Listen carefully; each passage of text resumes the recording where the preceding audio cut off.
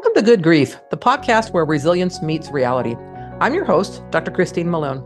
In this podcast, we delve deep into the stories of individuals who've triumphed over tragedy, adversity, and trauma. In every episode, we bring you raw and honest narratives from guests who faced life's most challenging moments head on. Through candid conversations, they share their journeys of resilience, shedding light on the strategies, mindset shifts, and support systems that empowered them to rise above their darkest hours. Join us as we explore the profound depths of human resilience and discover how, even in the face of life's toughest trials, there can be light, growth, and yes, good grief.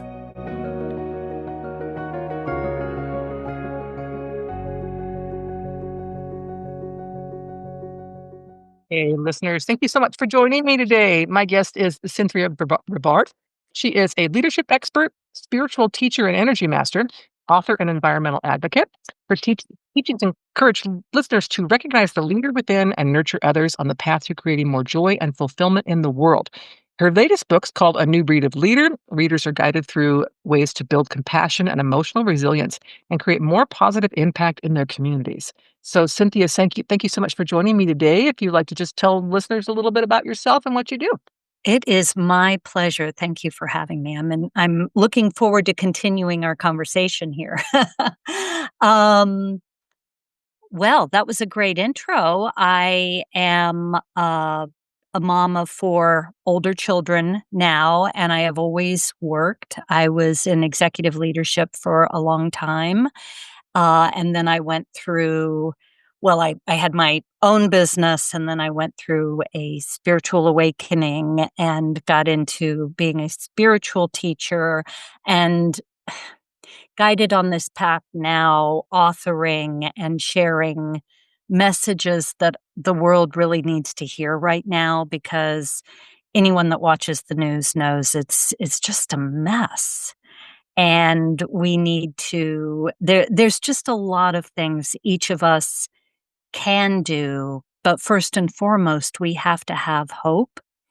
So if I could just share this really quickly before we get started, my first book was actually just published in June, and it's called Hope for a New Era.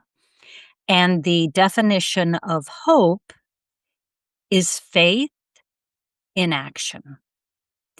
And so it doesn't mean anything to believe in something. You know, a lot of people that believe in a greater power want to be saved or delivered, and they're here to guide us. We have to take action.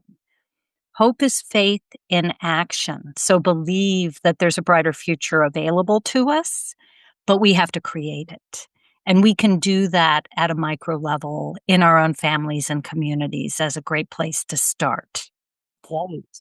No, that's great. So I do want to kind of dive in a bit about the whole, the micro level, the micro leader, the whole idea of that. Because as we were talking before we started recording, I think a lot of people don't realize that they have the power to make changes in them, just in and of themselves, right? I can, as a one person, I can go out there and I can make change in this world. And a lot of people don't believe they have that power. So kind of how does a micro leader come about? How do you realize it in yourself? First, I want to acknowledge the fear and the disempowerment that is so prevalent right now, because there's so much going on in the world or the news that feels like it's out of our control.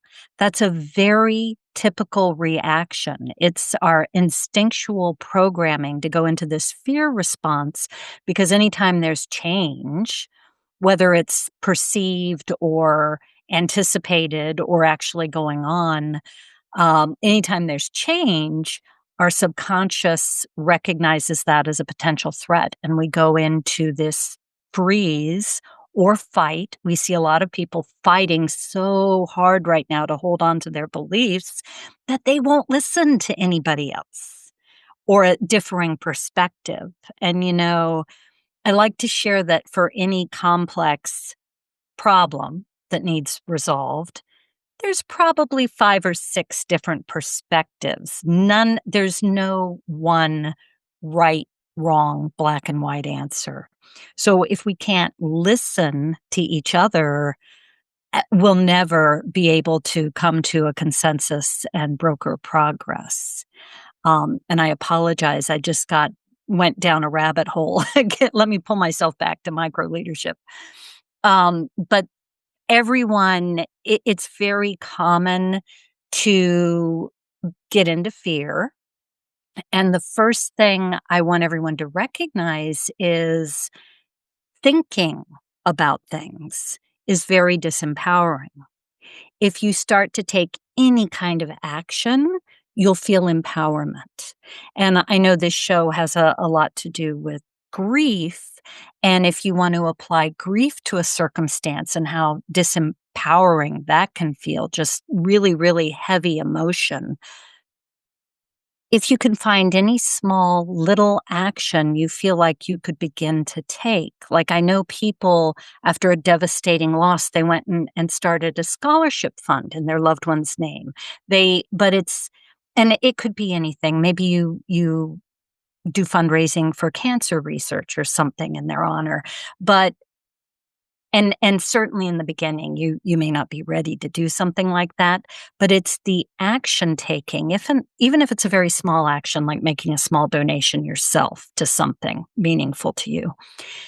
It's the action taking that not just creates hope, but empowerment. And when you get into action, then more ideas will start to come to you, and you may begin to see other ways that you could do something to help someone. And, to be clear, if you're watching the news, there's a lot of things on the world stage that no one of us can impact or fix.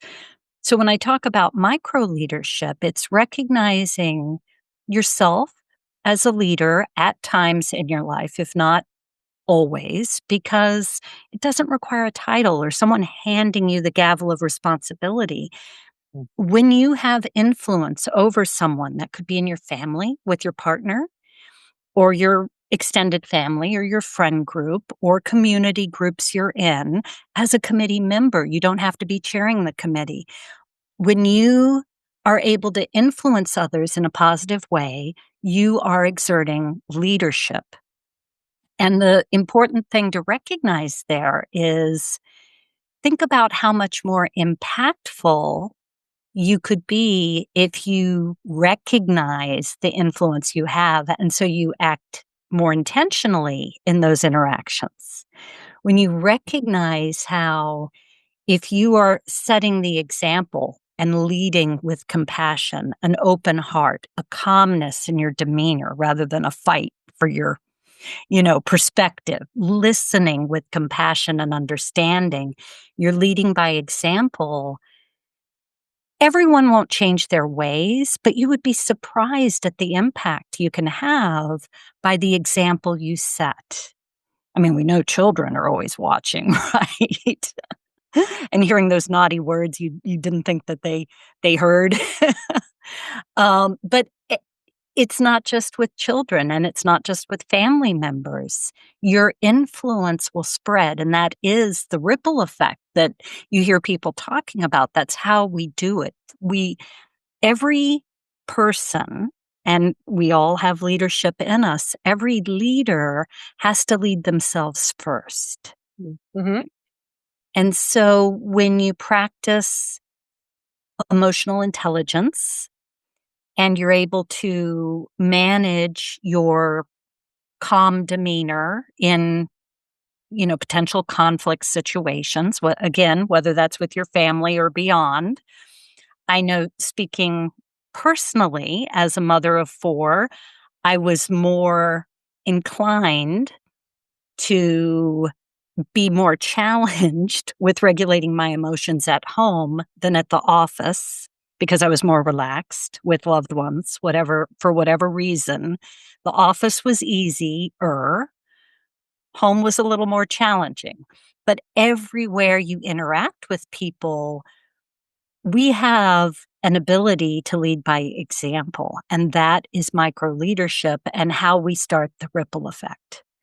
And the world, we know, needs more heart-led, egoless leaders who are spreading compassion and understanding. Thinking about the community and not just ourselves. We, a lot of us were raised in a society or a generation that was just more and more and more individualistic and competitive. And so it's become the nature of our society. Nothing wrong with any of us because we're a product of how we were raised or the society we were brought up in. But when we recognize that maybe that's not the way I want to go in the future, we can choose differently. Right. And choosing to look at the community and the greater good versus, I mean, we know we can see on the news, if nowhere else, the hoarding and the greed and the very, very rich who are not sharing their resources. Well, you don't have to be rich to share a little of your time or a smile. There's a lot of ways we can share and contribute to others. Yes. One thing that comes to mind as you were sharing that is uh, kinda how we, I think, over the last decade perhaps, become even more divided, especially politically, where, Mhm.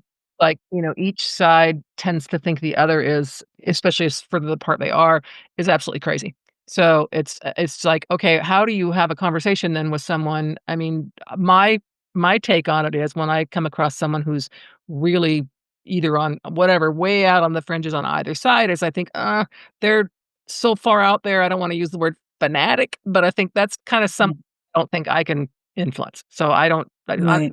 not gonna change your mind. I'm not gonna, even if I calmly come at it and say, "Here's my perspective, and here's kind of what I'm seeing," and I tend to throw science into my conversations and so on, thinking that that'll hit the rational part of people's Mhm. brains, and it doesn't always do that. So, how does someone become not discouraged by that, where you're thinking, "Well, I wanna be do this micro leader thing, and I really want to, but when I'm home with the family for the holidays, boy, Uncle Chip," but, how do you keep from being discouraged in that? Well, recognize first and foremost, it will be a skill and take practice, and you may not be very good at it in the beginning, trying to persuade and influence people of opposing viewpoints. But that's not what you want to try and do right out of the gate anyway. You want to just broker a conversation where you have rapport and they may lower their guard because they sense that you really want to try and understand them and have compassion. And understanding does not mean you agree with them. But it doesn't hurt if you go into the conversation with the opinion, well, maybe there'll be a little nugget in there that I will take away that I like. Maybe they have a good idea on this, not the whole thing, but you just never know.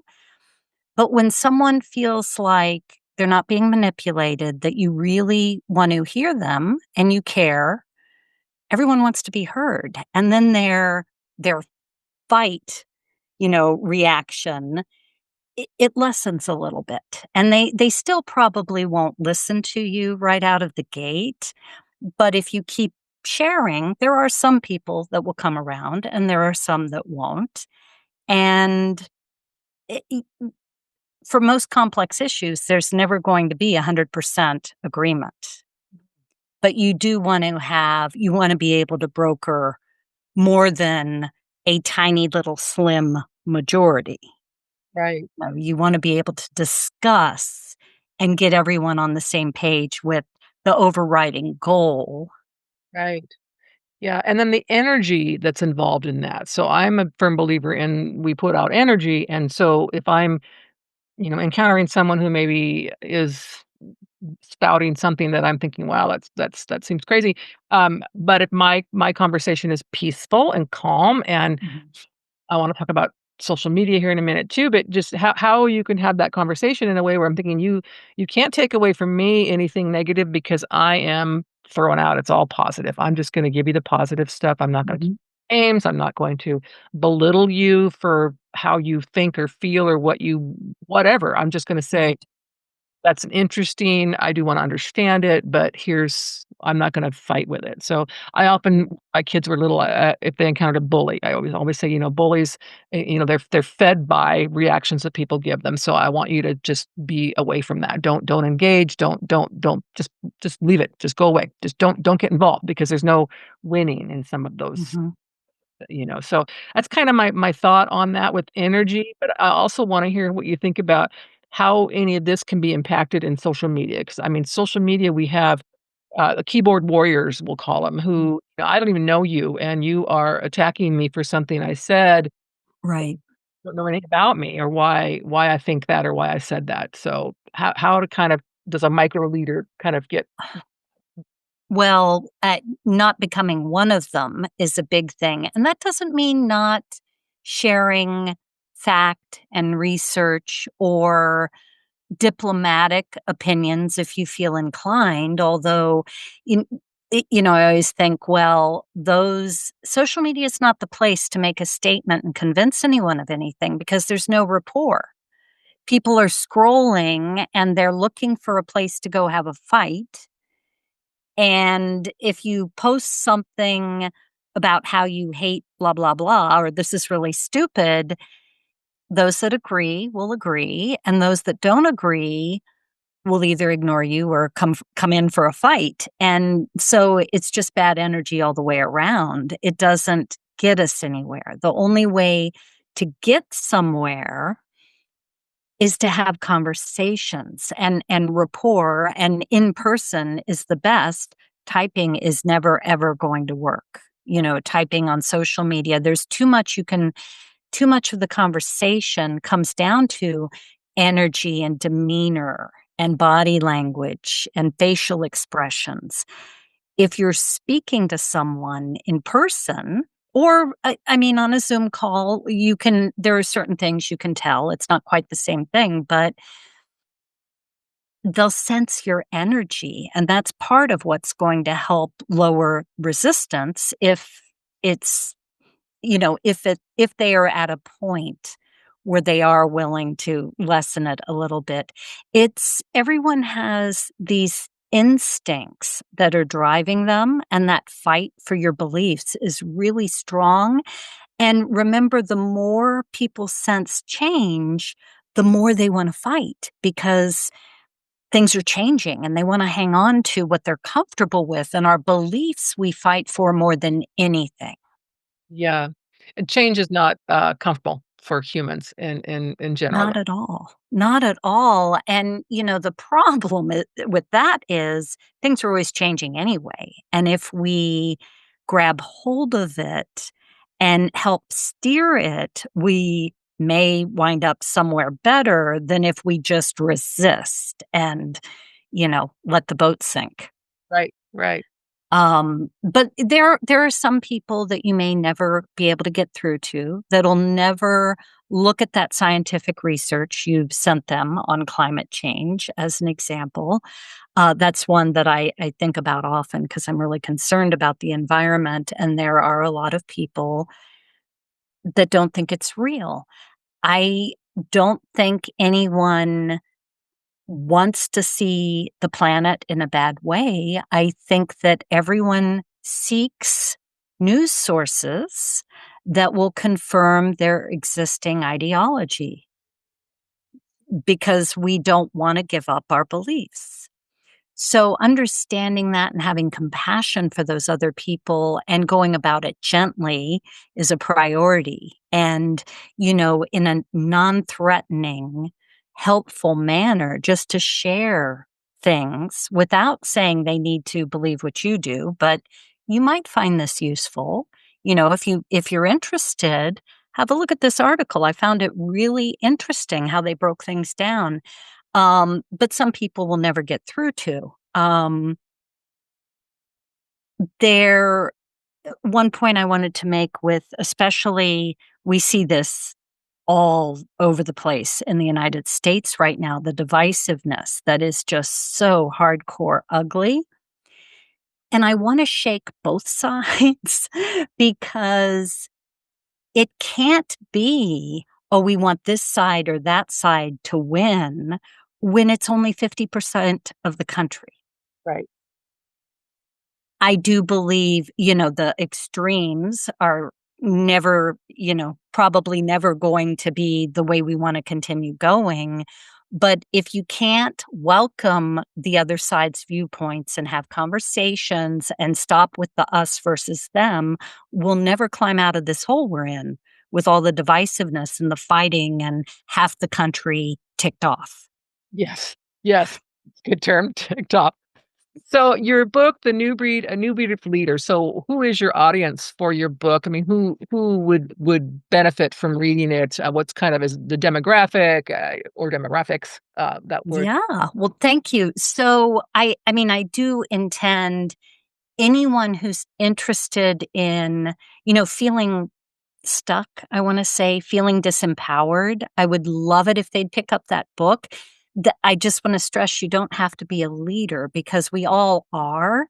And there are nuggets in that book that can help. You don't have to go get on a stage. You don't have to run for political office. There are little things in your daily life that you can do and feel empowered that you're making a difference in someone's life or in your community with something you're passionate about.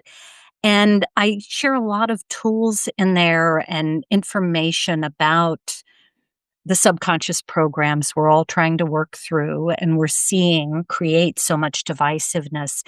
And just having an understanding of those is going to help you, even if it is just getting along with the family at Thanksgiving. For people who already consider themselves leaders, I think it'll be helpful because a lot of times we don't think about outside of the office space what we can do or how many other people we know have leadership in them and we're not tapping into it beyond the office space.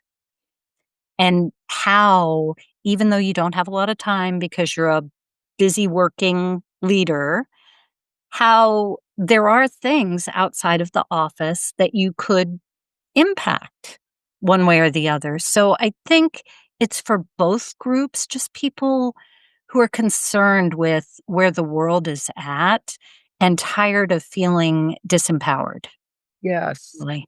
The word power is what really resonates with me on that. Is I think a lot of people really don't see that they could have any impact. They don't see that. And they do, I mean, you use the term leader, but I mean they do think, oh well, I can't run that, I can't do that. But you can donate time. You can do Right.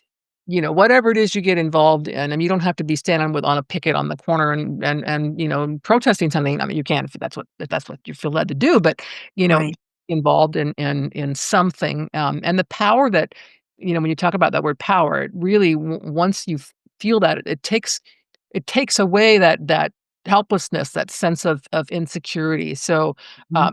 Using myself as an example, working on topics to do with grieving and helping people realize what is compassion, what's active listening. Some of these things that I think are not inherent in some people's personalities, if you will, really helps me feel like some of the stuff I've been through, I've learned from it, and I can give back to the world from those experiences, and that gives me that power rather than that helplessness. So, Mhm. so that's kind of what I'm hearing here too.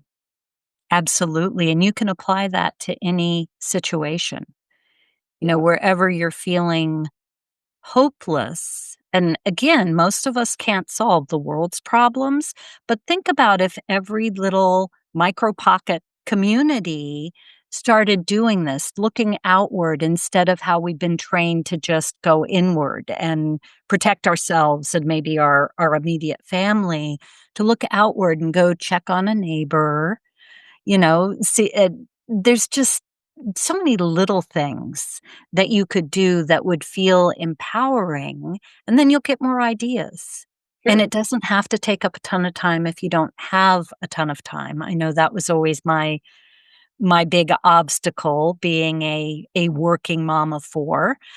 But we do know that we make time for what we prioritize, and feeling a little more empowered that you're doing something is really important for your overall mental and physical health. It will help people get out of that chronic stress syndrome where, so many people are feeling.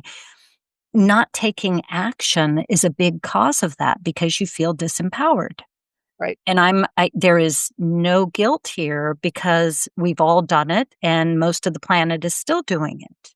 Right, right. You made a great point. I remember somebody telling me one time, it was about maybe 30 years ago, and it stuck with me all these years, where I made a comment, "Well, I don't have time to do that." And the person came back and said, "You have as much time in the day as everyone else does. So really the comment is you don't make the time to do that. So you might need to give something else up to Mhm, this, but if it's important to you and figure out what your priorities are." And I always thought, "Oh, it's a good one." So mhm. rarely will say things like, "I don't have time for that," because I'm like, "Yeah, I do, but I just spend my time elsewhere." So that kind of Right, past that. right. Said, "Well, I'm so busy." I personally have 5 children, so I remember being a full-time mom, full-time worker, and a student at the same time for many years, sort of thing where it's like, I gotta make time for things, I gotta make priorities, and I've gotta give up certain things that I just don't have time for, but the things that are important to me are what I'm gonna spend my time on.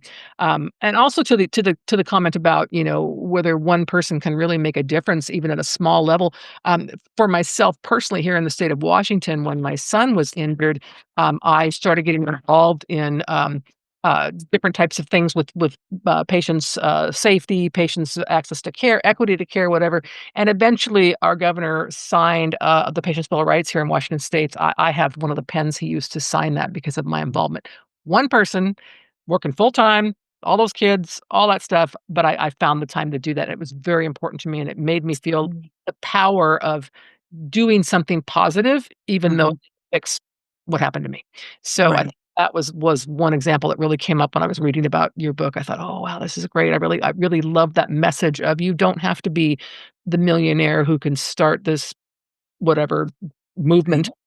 You can be right. the person who spends, a couple of hours on a Saturday or whatever it might be, or writing letters to your elected officials, whatever those things like that are just really common, easy, doesn't cost any money ways to do That's right. That's right. our And one of the things you just made me think about that. Sorry, I've got a cat making noise. quite all right. One of the things you made me think of when we were talking a little earlier, I have a chapter in the book called Stealth Leadership because not everyone's comfortable, or in the US, a lot of people don't feel safe now to speak out Right. or go protest on the corner or something like that. And you don't have to. There's so many behind the scenes things that people can do. And we actually need more of those types of leaders. And you can, inspire and bring along a few friends while you're at it. We need that kind of leadership, people who are good at research or coordinating volunteers or, there's only so many people that really can get a turn at the mic. Yes, yes. And also to further that along, everybody's important on that team. So the guy who's setting up the mic is just as important in front of the mic, because if we didn't have that guy, those I love to make that analogy with in healthcare all the time, is we're all important and we all have that role. And if it didn't, if someone was missing, what would that person be? So, what would we where'd we fill it in, whatever. So that's important. I may be not comfortable behind that microphone. I can certainly get out there and do all this other stuff, and then somebody else gets to be the face, and that's fine. So, we're all just part of that. So I think that's a huge message that people maybe miss. That's why the best teams have a variety of skill sets and personality styles. Yeah. True, true, true. Well, we are definitely we're gonna link to your book in the podcast notes for this podcast today so that people can find you your website and so on. But anything else you'd like to share before we end today?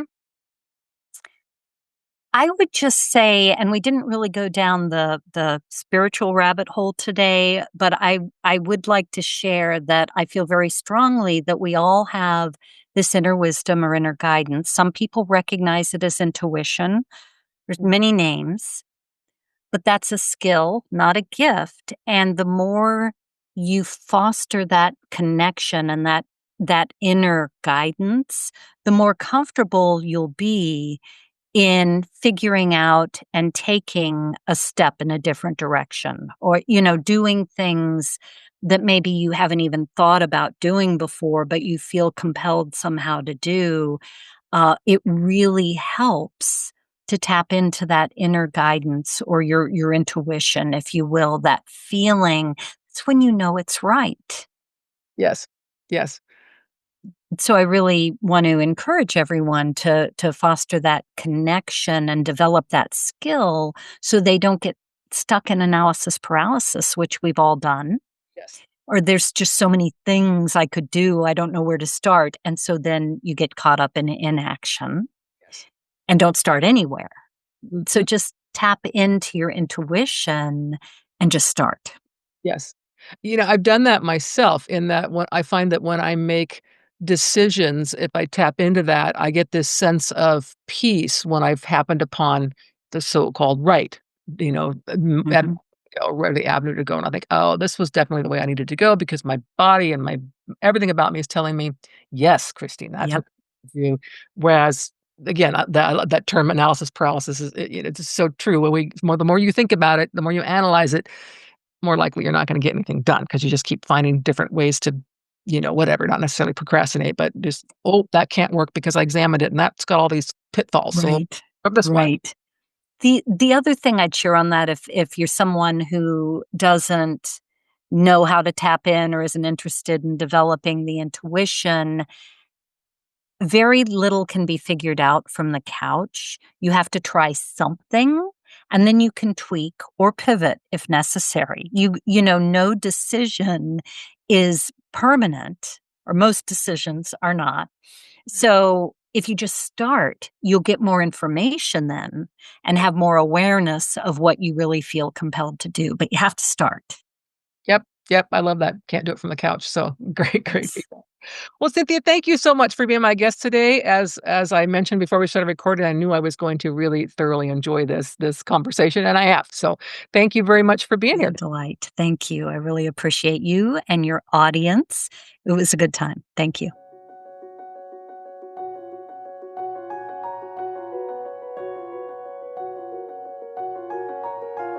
Welcome to Good Grief, the podcast where resilience meets reality. I'm your host, Dr. Christine Malone. In this podcast, we delve deep into the stories of individuals who've triumphed over tragedy, adversity, and trauma. In every episode, we bring you raw and honest narratives from guests who faced life's most challenging moments head on. Through candid conversations, they share their journeys of resilience, shedding light on the strategies, mindset shifts, and support systems that empowered them to rise above their darkest hours. Join us as we explore the profound depths of human resilience and discover how, even in the face of life's toughest trials, there can be light, growth, and yes, good grief.